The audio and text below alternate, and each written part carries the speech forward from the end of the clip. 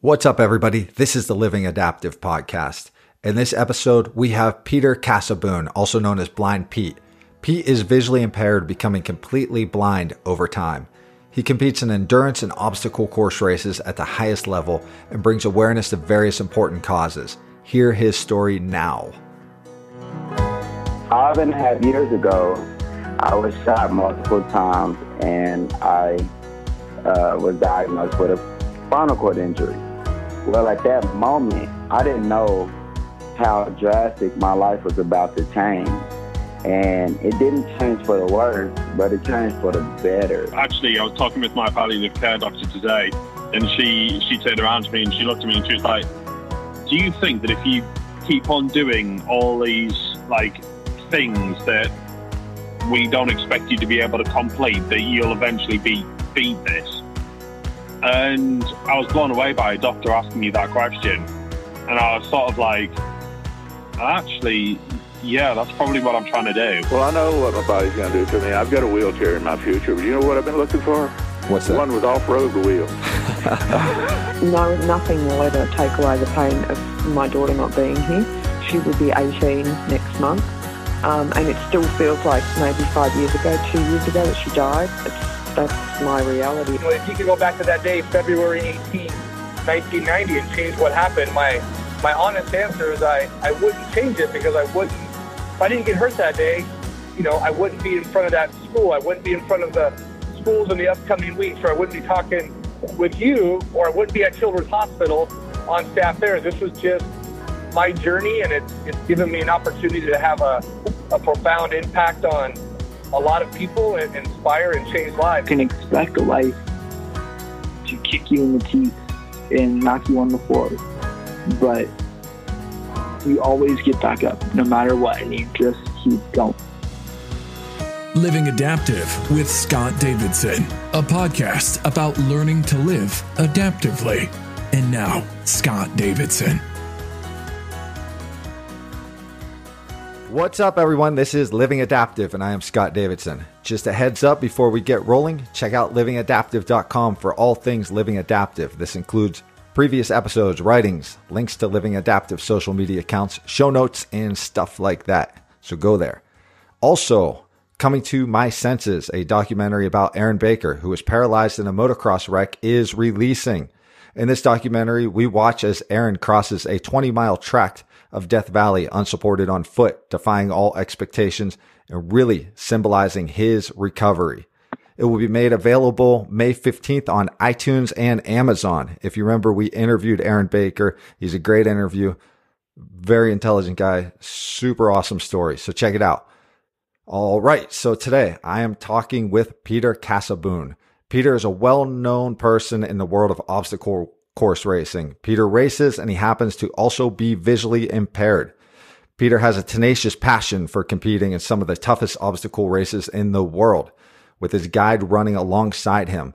His race portfolio is extensive, including the Spartan Super, the Spartan Sprint, the Spartan Agoge, Tough Mudders, the Savage Race, and much, much more. He is qualified for the Spartan World Championship and the Obstacle Course Racing World Championships. Peter is also involved in various organizations, some focused on returning wounded veterans. He is sponsored by ASEA, Longevity Fitness, the Original Warrior Pack, Legend Born, and Burst Energy Gel. Peter Cossaboon goes by Blind Pete. So I want to say first, what's up, Pete? And second, thanks for being here, man. Happy to be here, and thank you very much. Yeah, it's good to have you on, man. I'm excited to have you here. I've been following you for a while. A lot of people asked when I was going to get you for an interview. So here we are. So, it's great. It's great. We finally, got our schedules to line up because you're super busy. I know you're racing all the time. What are you up to this week? Are you prepping for a race? Yes, I'm prepping for a local trail run. It's called Miles for Maria, and I'll be running the longest option, which is 24 hours. So I'm hoping to get close to 80 miles. Wait, how the hell do you run for 24 hours? Do you just, camp out at some point and then just keep going? Pretty much. It's similar to, any endurance race where you take little pit stops here and there, but you just pretty much keep going. it sounds like almost like I don't know, like a hell week for like SEAL training. If you're watching like History Channel and they have, it sounds like a hell week. Something like that. It's not as bad as that though. You can stop as many times as you want or need to. There's an aid station there. It's a really, really simple course. It's a 0.65 mile loop around a large pond. And, it's just a lot of fun. And it benefits a really good cause, childhood epilepsy research. The creator, Mark Vesio, created this event in honor of his daughter who was diagnosed with epilepsy when she was 3 years old. Nice. Yeah, it seems like a lot of your races are involved for a cause. It's not like you're just out there proving your physical prowess. You're also out there, supporting something. That's what I've noticed in the community. So it's pretty cool. Yeah, definitely. It's important to be able to contribute. I think everybody should, and I try to get involved as much as I can and just support these causes and as best I can. All right, so you're out there, you're racing, you're doing all kinds of crazy shit all the time. You have this partner in crime, and we'll get into that in a bit. Joey how do I pronounce his last name? McGlamory? Is that right? Yes, McGlamory. Sweet. Yeah, he's awesome. He's you guys are all over the place. If people see you guys are kind of like a crazy duo. You're in a lot of messes together when you're running and doing all kinds of stuff. But before we jump into that, because that's a great story in itself, just so people get some background on you, you're visually impaired. How were you born first visually impaired, or did it develop over time? I was born visually impaired. The conditions I have are retinitis pigmentosa, or RP, and macular degeneration. Mm-hmm. And at this point, it's coming up on the 3-year anniversary of being totally blind on the 23rd of April. So going through childhood, it slowly degraded over time. Yes, I really didn't notice too much until my late teens and early 20s when it started to become very noticeable. Gotcha. How, like when did you always know it was going that route, that it was going to end up that way? That's what I was told when I could understand what was going on, but it's not something you can really prepare for. Sure. It's just something that you end up having to adapt to, as time goes on after it happens. Yeah, for sure. No, I don't think we can prep for a lot of things we have to adapt to, big stuff especially. Mm-hmm. And so it is what it is, right? You got to take it as it comes, mm-hmm. and not think about it as it awaits you. That outlook, mm-hmm. staring at that future sucks, the uncertainty and so forth, and how it can be handled. But so one thing I was wondering, so you were back, I remember a story about you. You're in gym class, and it's high school, and mm-hmm. you run into something, whatever it may be. And all of a sudden you get pulled from gym class. I remember that story. It stuck mm-hmm. out because it felt like it was a limitation placed upon you in a way, like something you probably didn't want to miss out maybe on gym or something, but then they decided that's how it is. Did that happen a lot? Not too much. It was more the matter of when I was focused on one thing, I would miss a whole lot of other things. And for the record, it was a flagpole, and it ran into me. I didn't run into it. Awesome. Yeah, no, I figure, I mean, I know what it's like when people place the limits on you and or say mm-hmm. you can do this or you can do that, and it kind of pisses everybody off. And when I got to thinking about you and Joey, and you guys are out there like crushing these races, absurd races, like 24-hour freaking races, I'm thinking these are the types of things that drive us, when somebody's like, hey, you can't do this, whatever it is. This is the type of stuff that just pisses us off and gets us going. And so, yeah, when I encountered that, I thought, why, this has got to be one of his big driving forces. So how did you handle the transition though, from becoming, partially blind to completely blind? Generally, I just kept going. In fact, I mentioned that date, April 23rd. That's the day that I noticed it back in 2015. Mm-hmm. But it could have happened maybe a week before, and I was living with a friend of mine, and he had come home and said, or I just told him, I don't think I can tell, if there's even light out. And he just said, okay, do you want to talk about it? And I said, I don't really think there's much to talk about. And 2 days later, we were in South Carolina for another obstacle course race. So I just kept going. Damn. Yeah, no, that's crazy. You're just like, you kind of rolled with it. I don't know. Mm-hmm. Yeah. When that's probably the best way though at times is to just throw caution in the wind and just go, man, but yeah, I was, every time I talk to somebody that has to adapt to something major, when that point happens, the approach always seems to be a little bit different for each person. And so did you have a support system around you? I did. Basically, my friend, I call him Uncle Grumpy, but the real name is Thomas.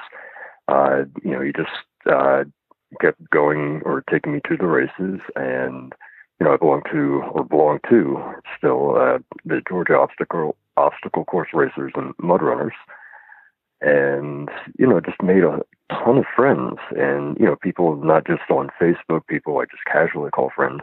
No, these are actual friends who, if I need some help, they'll definitely be there. And that's how I met Joey, through the group. What did you do before racing? Before we jump into obstacle course racing and all the crazy shit you do, what did you do first? What were you up to? Actually, I can call it a transition. Not too much.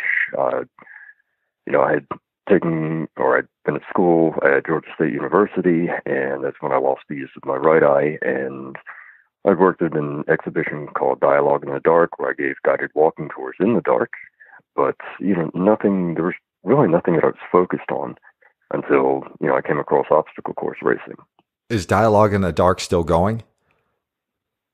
Not in the United States. I know it's there are a few permanent sites in Europe, perhaps one in Asia, but it didn't last too long here. Yeah. I'm hoping one day something like it may come back.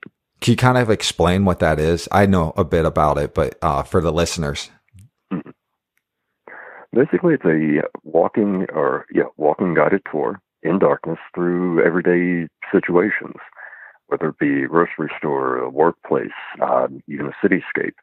And, it's a learning experience not to simulate blindness, but to be able to experience the world without the use of your sight. And usually your guide will be somebody who's blind or visually impaired.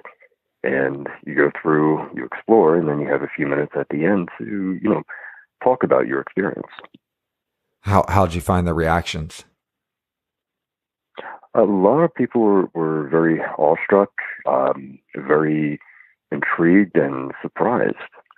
And, but it was always a very, very positive experience for those who had gone through the tour. Yeah, that's it. I would love to have tried that tour. That sounds awesome. Sounds like a cool experience for sure. Too bad it's not still ongoing. Yeah. Mm-hmm. All right. So did you go through a point where when you're going through all this, where you sat and thought, why me? Maybe when I was very, very, very young, because I didn't quite understand. I didn't have really any friends who were going through the same thing. And, I even grew up, where I went to school in South Jersey. I was one of maybe a few disabled students in the entire school district. So there really weren't any peers for me to be able to relate to or talk to. So, but, after a while, I just accepted, my situation the best I could. How close were you to Philly, where you were schooling? Actually, at times I went to a high school in Philadelphia, Northeast Philly. So back and forth. My parents were divorced, so yeah. They would exchange custody of me and one of my sisters. That could not have been easy to go to a high school in Philly. I'm from Pittsburgh. I understand Philly a bit. Mm-hmm. Mm-hmm. It wasn't too bad. What I realized when I had been going to school, when I was younger, I had met up with former friends later when I did go to high school in Philadelphia. So there were some people I knew from a very long time ago, which, that helped. Well, if you're a sports fan, you guys have to be happy because you've got the Eagles with the Super Bowl and Villanova now with the national championship as of yesterday. Pretty impressive for your city, right? Perhaps. I'm not a real big sports fan. Actually, I'm not either. So I just read the headlines. I don't know. As I get older, I get nostalgia for, like, I guess college sometimes, but I really don't. I don't actually care. I don't care at all, actually. So, yeah, it's just one of those things. So, so like during that period, like, going through like the why me's, I think we've all been there that have gone through some bigger stuff. And, how'd you handle it? How'd you weather it? I think I, got through it, fairly well. And a lot of times I'm kind of on my own, even now. And, I constantly think about various different things. So, working things through mentally definitely helps. And, from that, various ideas come to mind. And I think that's kind of what has helped me get through things and even get more involved, being able to think through, well, how would I do this? Especially with obstacle course racing, just examining, previous experiences, helps me kind of figure out how I can do something better if I didn't do so well, in my own opinion, the first time through. Yeah. I, that I'm going to jump to the racing because right there, that reminds me how difficult it must be. How'd you even hop into obstacle course racing? I was at a friend's barbecue. He had invited somebody who had just come from a Warrior Dash and was telling everyone about it. I was definitely intrigued and said, that sounds like fun. And, when I said that's something I wanted or was going to look into, his reply was, I don't think you can make it through. And it wasn't necessarily an open, deliberate challenge. Yeah. I just don't, if it sounds like fun, I want to do it. Do you hate him now? So I'm just kidding.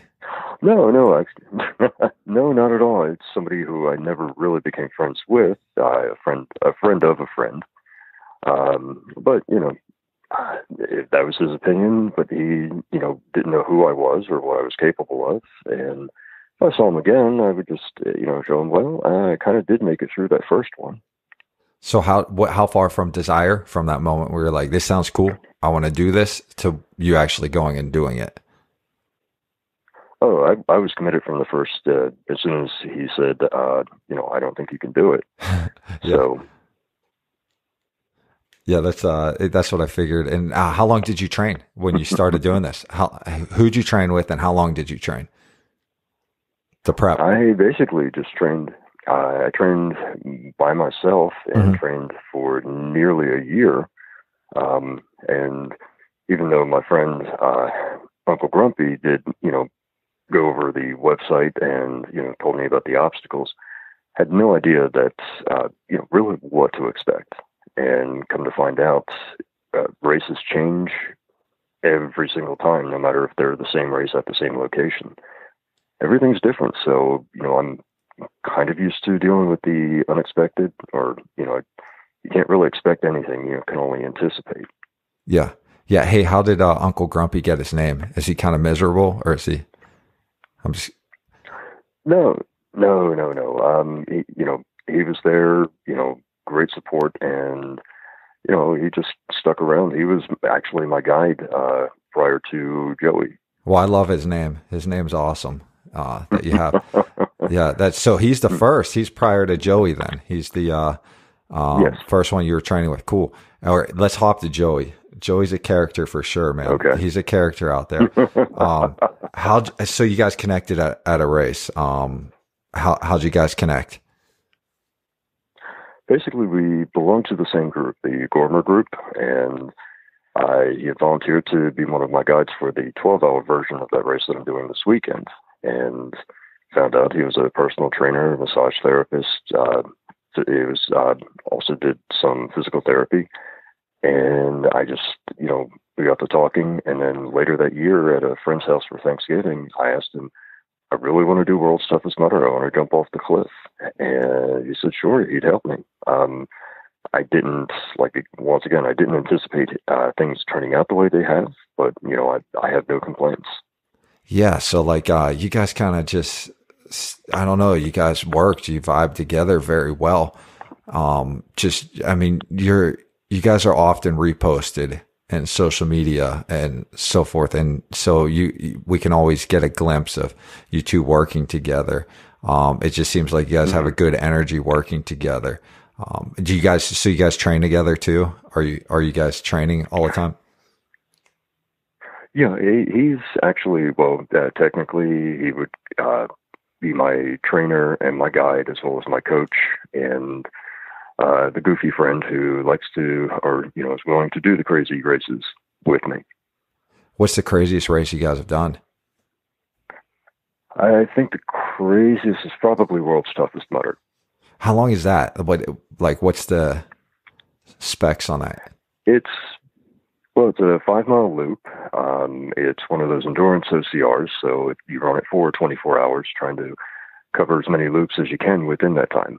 And that's with 20 some obstacles, for the past, I think from 2014 through 2017, it was held at Lake Las Vegas in Nevada. So that's where you had that, some people call it the terrifying cliff jump. It's about between 35 and nearly 40 feet. Yeah, I'm not far from there. I know that cliff, and yeah, that's crazy. Okay. Yeah, it's crazy. It's for sure crazy. When I'm thinking of this, I mean, these obstacle courses can get kind of wild, and there are mud pits, mud everywhere, walls to climb, fire to jump over or walk through. It's not like Tony Robbins where you're having a seminar and you walk across and everybody claps. It's more like they want you to get hurt. It seems like all right. So take us there, take us to one of those obstacles or something tough. How do you enjoy work together when you're coming across something that's erratic terrain? Okay, well, as far as the terrain goes, that's probably the most difficult part of any course or of any race, because the terrain can vary from, road to, the most difficult terrain to even crawl through. We definitely have to take our time because Joey's using, he's seeing for me. So he has to, be doubly aware of what's going on. And, he's pointing out things that, I need to know whether to step over, crawl under, anything. And, the more technical, the slower we go. But, that's because of, safety. No, does he just kind of say, hey, look, there's this, there's that. Don't step here. Don't do that. This is how long you got to stride. Is it kind of like that? Or is he willing to let you get hurt? I'm just kidding. He wouldn't. Right? No, not at all. And we've developed our own kind of terms for certain things. For instance, if there are low hanging branches that would, actually be more dangerous or, cause, or you just couldn't brush through them. He'll say duck, and he'll keep saying duck until we're clear. And then he says goose, which tells me it's time to, I can stop ducking. If there are trees or roots, he'll let me know. He'll give me an idea of, what part of the body that they come up to, whether it's my, toe, my ankle, my knee, or even higher than that. And then, he's not going to carry me over it. He's just going to let me feel for where it is and get over it myself. Yeah. You guys are definitely a badass combo. I've sort of seen that. There's somebody had a video of you. It was 20 some minutes recently. And, I think you were in a good portion of it. I can't remember now, but anyways, it was a lot of good working together, but you guys were cruising. You guys were definitely cruising. And so, yeah, you guys definitely cruise. Now, has there been a moment where it's been totally messed up, or where it's, where there's a funny moment? Well, you guys, do you have any stories where it's just gone crazy, gone haywire? Even the drive over, I don't care. Actually, well, there are a few. I think it was the first year we did the Killington Beast up in Vermont. We kind of took a wrong turn, and it was very fragrant in that part.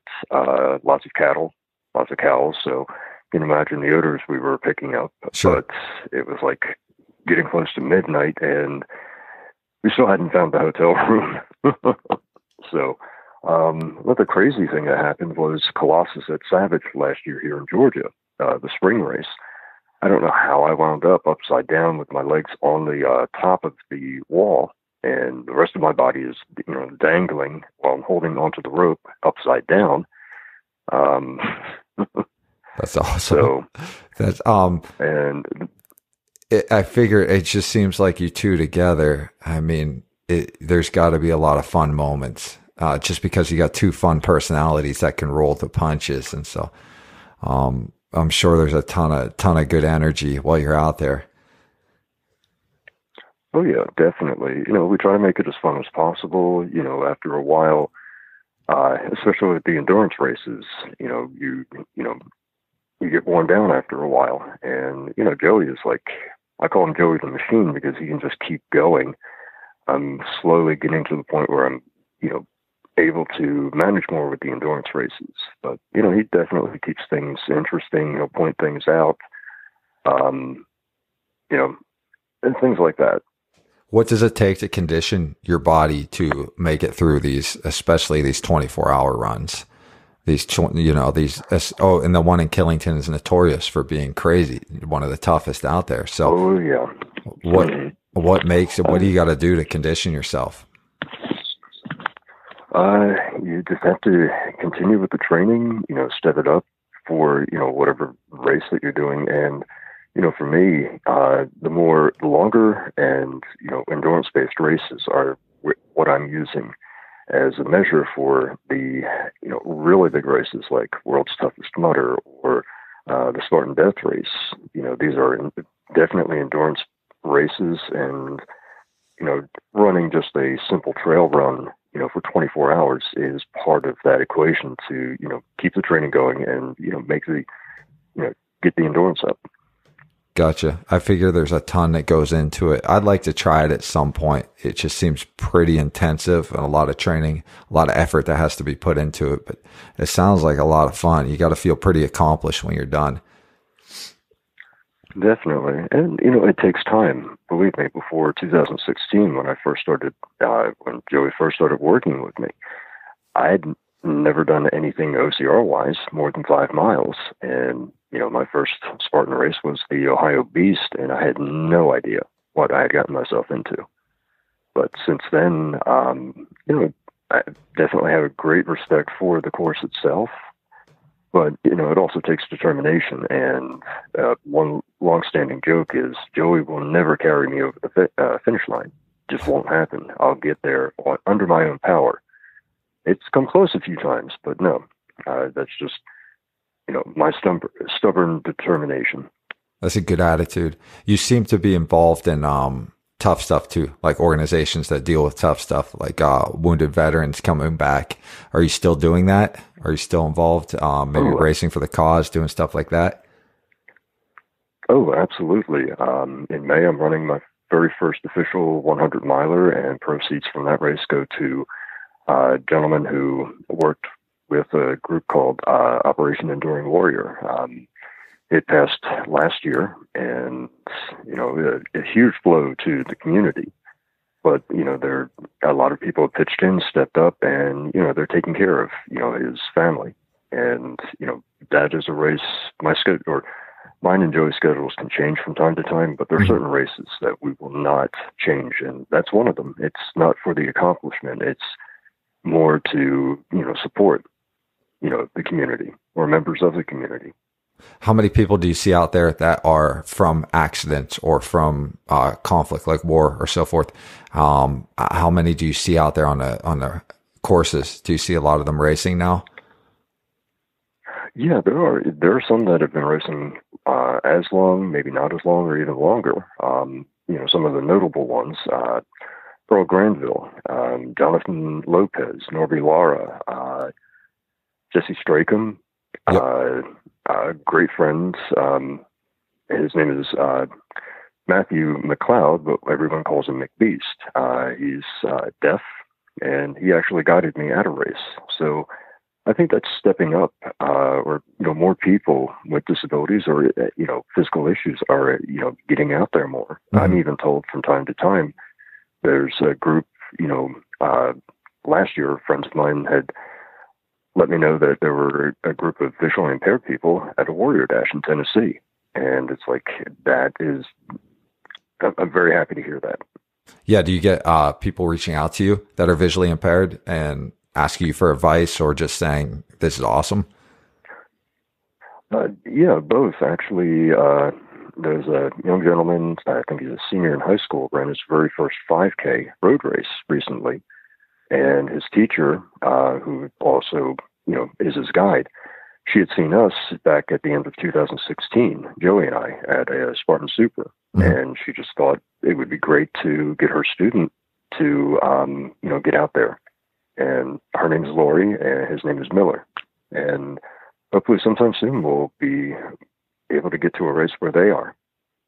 What organizations, that reminds me, what organizations that you've encountered in this I guess this journey and into this community and surrounding the community have been good to you, that you think have been effective or good to others that may have tougher situations, tougher issues, and so forth? Oh, there are quite a few. I've mentioned Operation Enduring Warrior. Yep. There's also Oscar Mike, very, very similar and even works with Operation Enduring Warrior. I'm trying to think what else. More Heart and Scars. That's a great group. They work with pretty much anyone with any type of disability at races. And, it's always, a pleasure and an honor to be there, part of the More Heart and Scars team. And there's also another group. It's up in the Northeast called Team Belief 923. A great friend who I met at the Summer Agoge in 2016.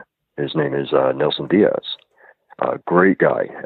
If ever there was a time that Joey wasn't able to guide me through one of the more difficult races, he's the first one I'd call. I've encountered him. In fact, I think you guys were on an interview together. Not at the same time, but mm-hmm. I think he came after you on that episode. And he seemed to really have it together for sure. Maybe at some point I'll catch up with him, but he definitely seemed like he had it together.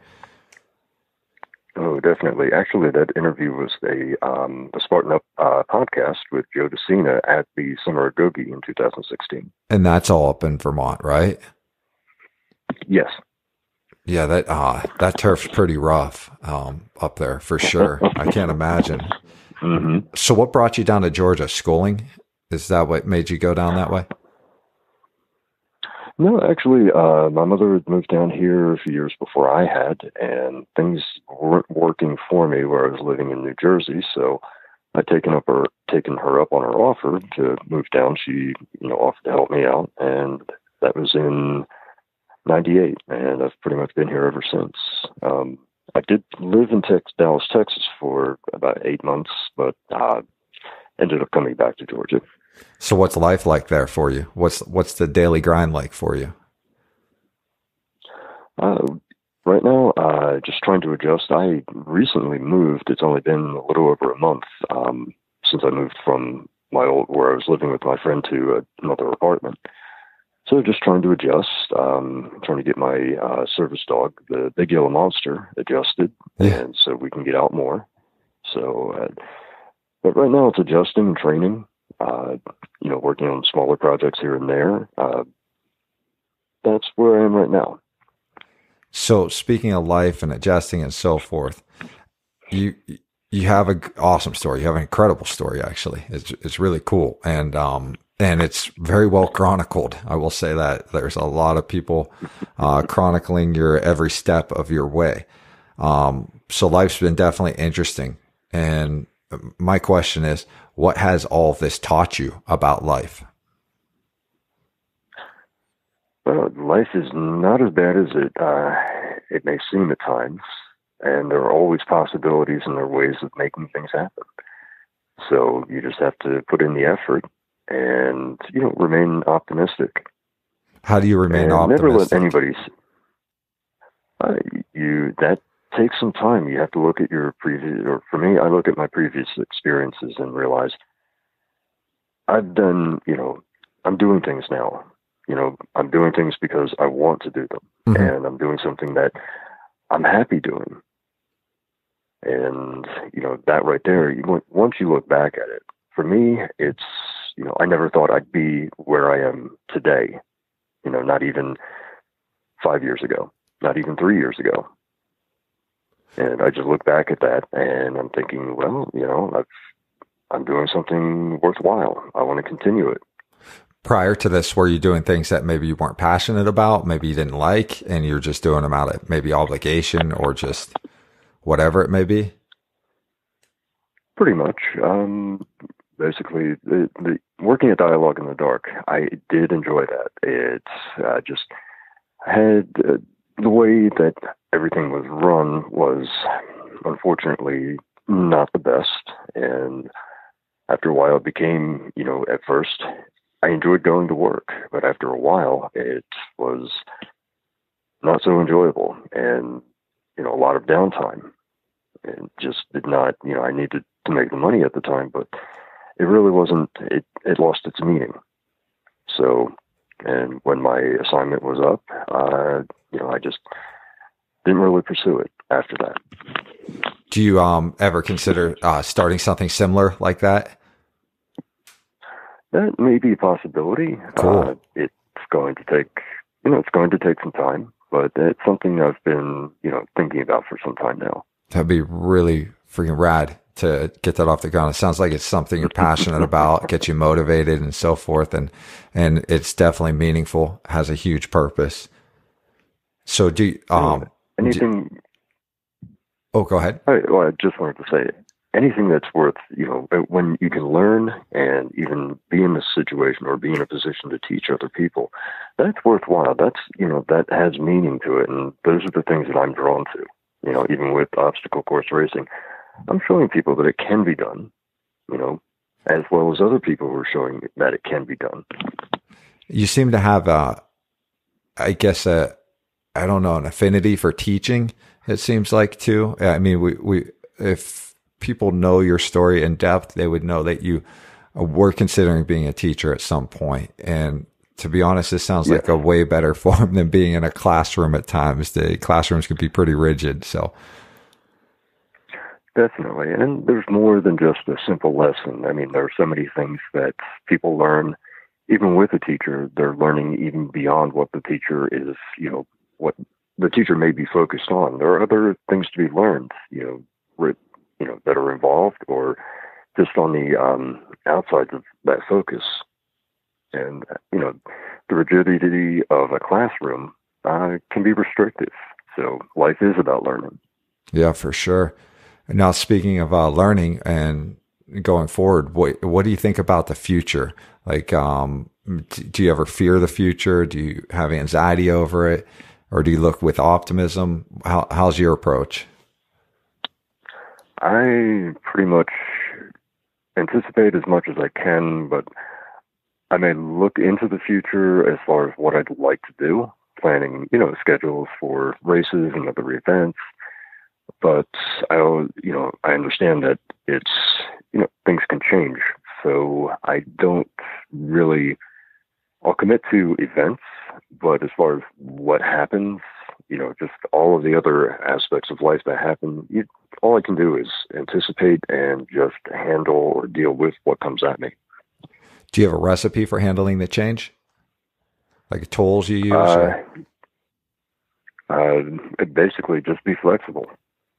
Mentally, just with your attitude, and, try to deal with the situation as best you can when it actually does happen. Live in the moment, I guess, would be the, phrase.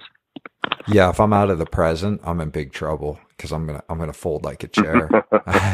I fold like a chair as soon as I start freaking out about the future or even the past or whatever it may be. Yeah, definitely got to stay present in the moment. So you get approached a lot by people, whether it's an idiot like me for an interview or if it's somebody like that really has a big situation on their plate. And so you do get those. And, what do you say to people that are going through the big stuff, the tough stuff, you know? Just look at the resources that you have. Some people, you know, initially, people who have gone through traumatic experiences where they may have lost, you know, their sight, their hearing, you know, or their mobility is restricted. It takes some time to adjust to that. And once they get to it, I'm more wondering, and I'll even ask after, you know, when people approach me, especially at races, I'm more curious about how they handled it, because there's always a chance for me to learn something. And it's, even if the situations or the circumstances are different, completely unrelated, there's always something to learn from somebody else. So, and some people just need a chance to, you know, tell their story, tell what they've had, what's happened to them. And, you know, that's my approach. I mean, listening is the biggest thing that I can do. And you do have a story. You have an awesome story. Now, do you have anything you'd like to plug? You have a ton of sponsors, man. And do you want to tell us like where you're heading? You're heading to this next race. What's your next few races? And do you have some sponsors you want to plug? Well, I think actually in your introduction, you covered all of the biggest, all of my sponsors or overall. As far as races, let's see, there's Miles for Maria Spring Fling. That's this weekend. And just after that, we're going to a gentleman named Mallet Wilson. He's holding a women's safety training class for, you know, self-defense. So I'll be doing that immediately after. So that's also this weekend. And then we have the Fort Benning Sprint Warrior Dash, Georgia, and local race. It's just a 5K road race held by my friend who's put together Miles for Maria. That's on the 14th of April. After that, Rugged, Florida, and then the Jacksonville Super and Sprint at the end of the month. Damn, it's like every weekend. Hey, I got to rewind though. Do you teach self-defense too? No, actually, I'm all about safety. So, you know, I just asked if I could, you know, sit in, and Matt's like, no, we're going to make you part of the class. Cool. So I'm going to be up for about 40 plus hours this weekend, but you know, it's all worth it. I think so. I think it drives you. Now, here's the thing. How can people follow you? Is it best on your Facebook page? Because it seems like that's a very active area where they can actually get videos and pictures of pretty much every weekend, because every damn weekend you're out there. So, yeah. So is that the best area? Yeah. Yeah. I have friends who are part of this whole thing called Team Blind Pete, who help me with the social media. Technology is more difficult than getting through Killington, I can tell you. But the main site we're trying to get rolling and trying to get more attention is the Blind Pete Adaptive Athlete Facebook page. Gotcha. I don't normally post on mine just because of technology issues, but Joey's also a great person to follow because he's right there in the action and always posting. So, is he addicted to social media? I'm just kidding. I think he is, isn't he? No, he's super awesome. The guy's super. He really is. And your Team Blind Pete, their social media management group, they're really freaking good at what they do. Mm-hmm. They really are. Oh, yeah. So a little story about the social media I just want to share with you. So we had been out to visit and race in Chicago last year. And, you know, earlier that year, we had been visiting our same friends, Rob and Heather Lyday. And Heather had taught Joey about Snapchat. So afterwards... no, just before that had happened, Heather and I were talking about, you know, getting a group together to maybe blindfold one person of the team on the course and have everybody take an obstacle and try to complete it blindfolded. Well, after the whole Snapchat, her introducing that to Joey, I said, thank you, Heather, for doing that wonderful thing. You get to run the Chicago Super blindfolded. She did a great job. She did it? And... oh, yeah, she did it. Joey was her guide. My guide was Joey's girlfriend, Michelle. And, we just had a great time. And, she was even proud of the fact that heights were not an issue for her, like a ladder to Sparta. Yeah. Or a stairway to Sparta. She was like, wait, this is it? I'm at the top? She was really surprised. But when she was not, go on. So putting the blindfold on, she doesn't have to know what's below, how far below. Exactly. Or be intimidated by being up so high. That's pretty awesome. That's pretty badass, actually, that she did that she threw it on and actually followed through with it. She could have cheated, though. She could have kind of lifted it. Yeah, Joey wouldn't have let her do that. I don't think he would. But, I don't think he would.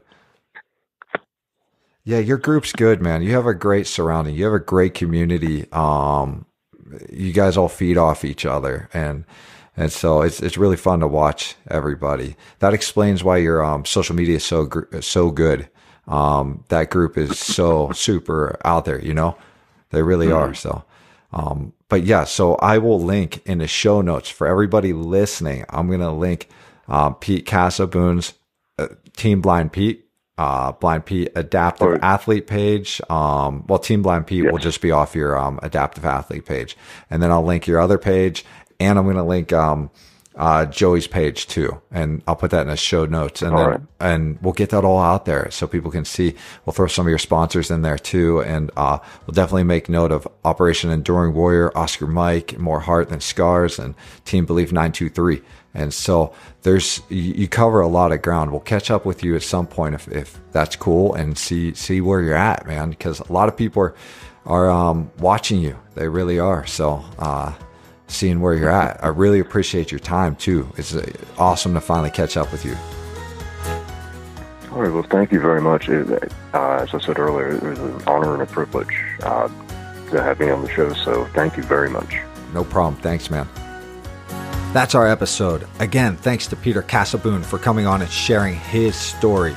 If you want to learn more about Peter and how to contact Peter, go to our show notes on your device of choice. Also, head to livingadaptive.com to find previous episodes and all kinds of other good stuff. Talk to you next time.